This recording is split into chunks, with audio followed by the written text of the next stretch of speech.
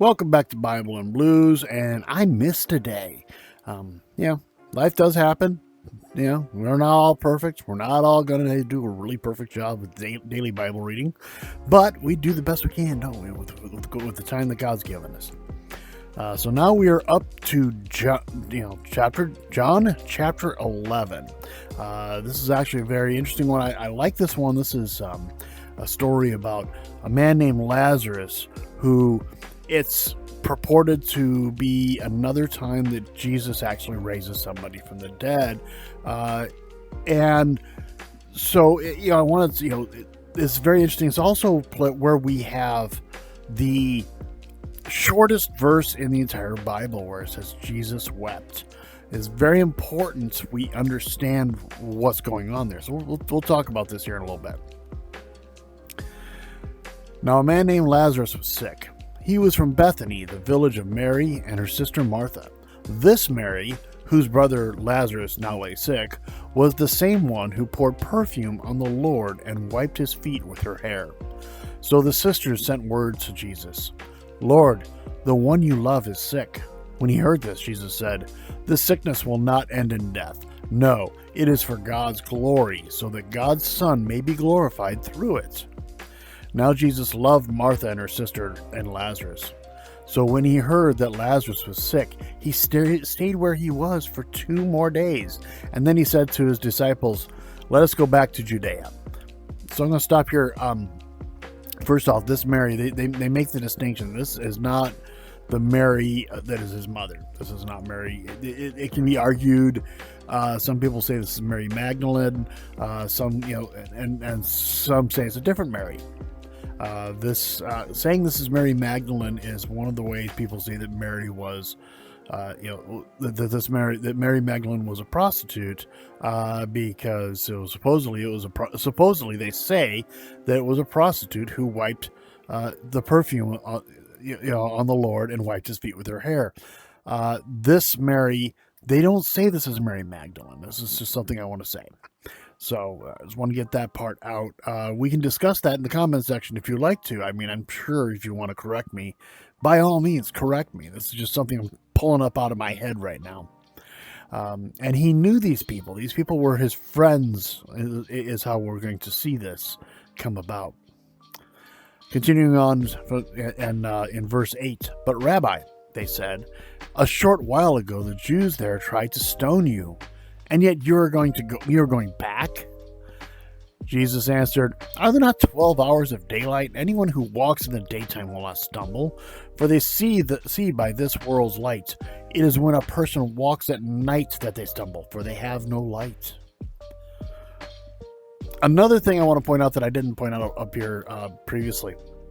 In verse 6, when he heard that Lazarus was sick, he stayed where he was for 2 more days. He didn't rush, and he stayed straight up. This is for God's glory, and it will not end in death. That's what he said. So very clearly, he said the sickness will not end in death. Okay. So we continue on. After this, he said, after he had said this, he went on to tell them, "Our friend Lazarus has fallen asleep, but I'm going there to wake him up."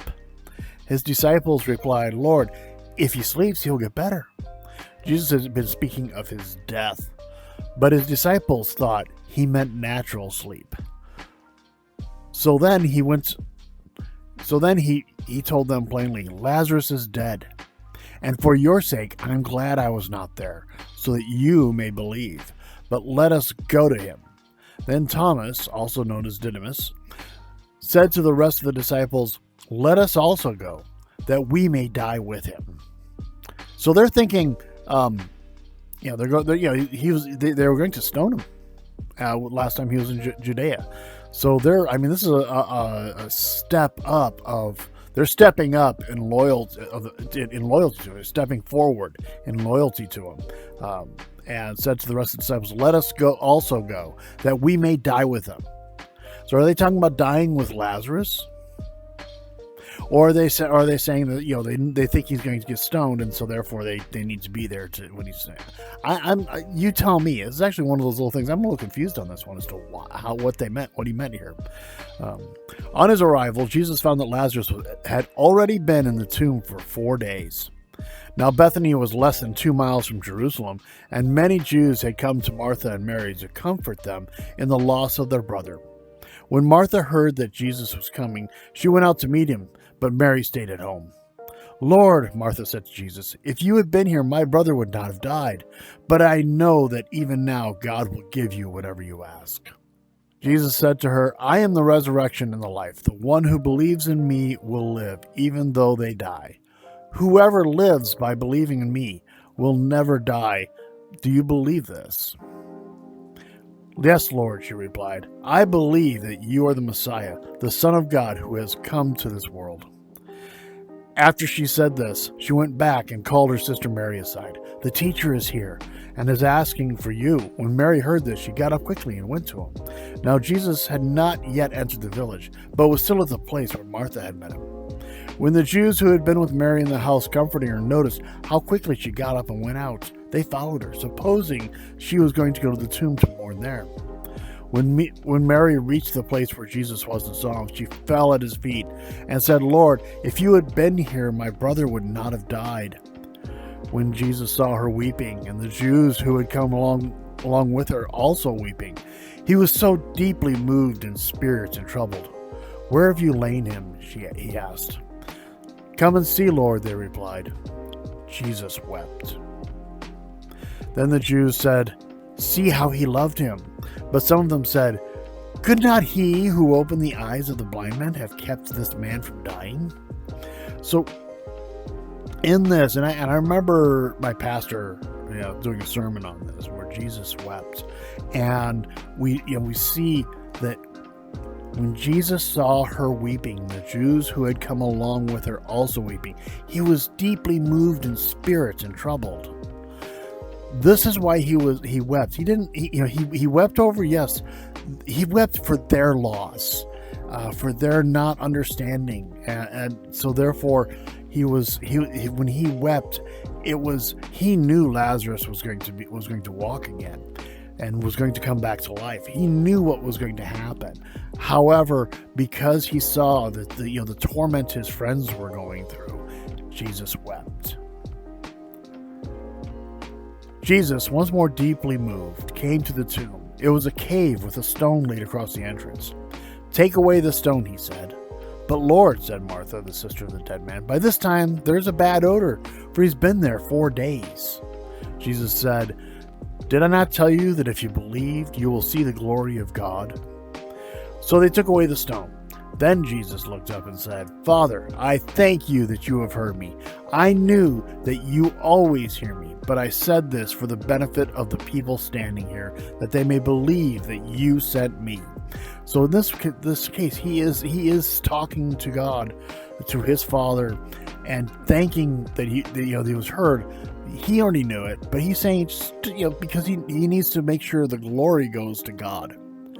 When he had said this, Jesus called back in a loud voice, "Lazarus, come out." The dead man came out, his hands and feet wrapped in strips of linen and a cloth around his face. Jesus said to them, "Take off the grave clothes and let him go." Therefore, many of the Jews who had come to visit Mary and had seen what Jesus did believed in him. But some of them went to the Pharisees and told them what Jesus had done. Then the chief priests and the Pharisees called a meeting of the Sanhedrin. "What are we accomplishing?" they asked. "Here is this man performing many signs. If we let him go on like this, everyone will believe in him. And then the Romans will come and take away both our temple and our nation." Then one of them, named Caiaphas, who was high priest that year, spoke up. You know nothing at all. You do not realize that it is better for you that one man die for the people than that the whole nation perish." He did not say this on his own, but as high priest that year, he prophesied that Jesus would die for the Jewish nation, and not only for that nation, but also for the scattered children of God, to bring them together and make them one. So from that day on, they plotted to take his life. Interestingly enough, he was right that Jesus would die for the Jewish nation and for all the scattered children of God. We are the scattered children, to bring them together and make them one. And interesting, he said one thing, they heard another. So from that day on, they plotted to take his life. And so it was a necessary thing. And I think I spoke of it before, that the idea that Jesus dying on the cross, horrific and terrible as it was a necessary thing for us. Therefore, Jesus no longer moved about publicly among the people of Judea. Instead, he withdrew to a region near the wilderness, to a village called Ephraim, where he stayed with his disciples. When it was almost time for the Jewish Passover,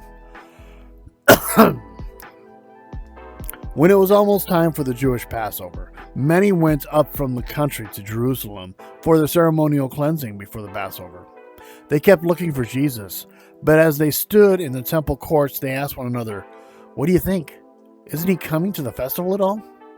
But the chief priests and the Pharisees had given orders that anyone who found out where Jesus was should report it, so they might arrest him. And so the setup is in. Okay, they're setting up to make sure they pull him in. Here ends the reading of the Lord. Thanks be to God. And this is setting up some very important things that are about to happen. But what did you think about? Well, I mean, did you think I was wrong about some things? I mean, if you think I'm wrong, please, by all means, say so. I'd rather be corrected than to say wrong things, without a doubt. But if what did you think about it? Did you get some insight out of this? Because every time I read the Bible, even though I may have read a particular passage, 5, 10, 15 times or more, I get more out of it. And so, in this, I kind of dug into, the concept of Mary. Is this Mary Magdalene? Is this not Mary Magdalene? What are the scholars saying? We should look into something like that. So anyway, thank you very much. Be sure to like, share, subscribe, all that stuff. And really appreciate your time coming in, and everybody that watches, you rock. But hey, God bless. I'm out.